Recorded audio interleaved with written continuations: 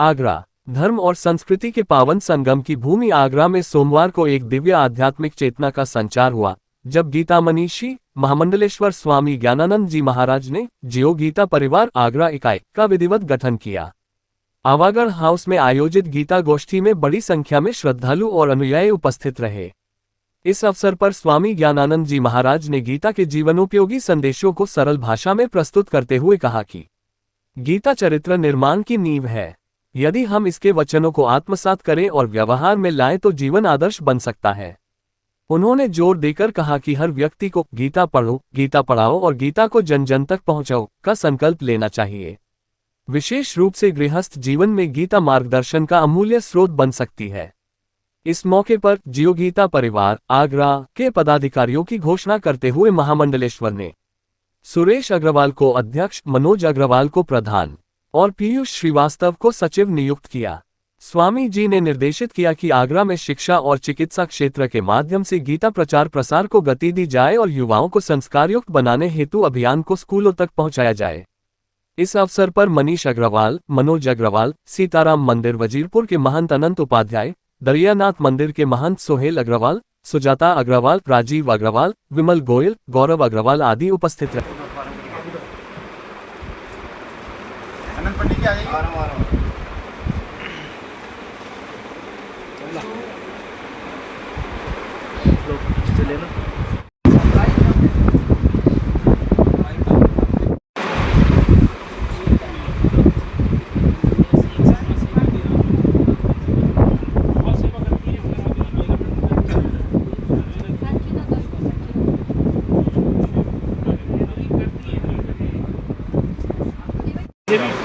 छामंडा को लड़का गोबर छप्पन को करना है, कर्मा लगवाना है, बहुत सारे काम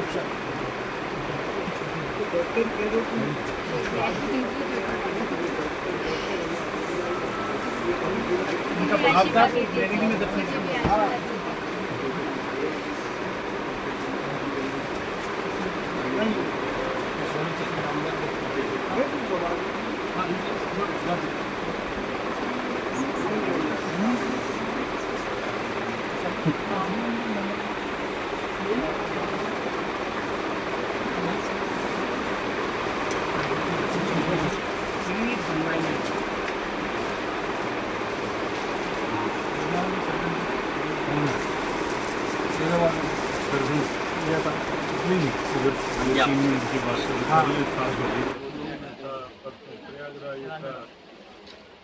सुबह 8:30 से 10:30 बजे तक सुबह कानपुर में करके तो वहाँ से चले यहाँ।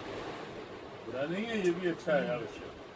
कहीं आप कहोगे महाराज जी दुकान में बैठ के दुकान का ऐसा नहीं है, लेकिन वो कहते हैं मकान भी आवश्यक है, दुकान भी आवश्यक है। वस्तुतः आगरा में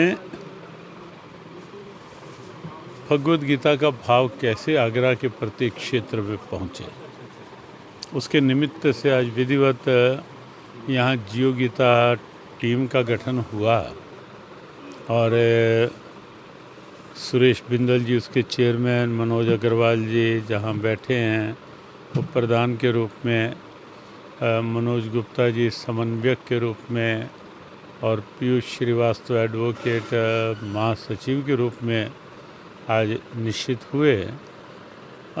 हम ये जियो गीता ने लक्ष्य लिया है आदर्श के ग्रस्त के रूप में गीता जी कैसे हर घर तक पहुँचे और ग्रस्त आदर्श ग्रस्त बने।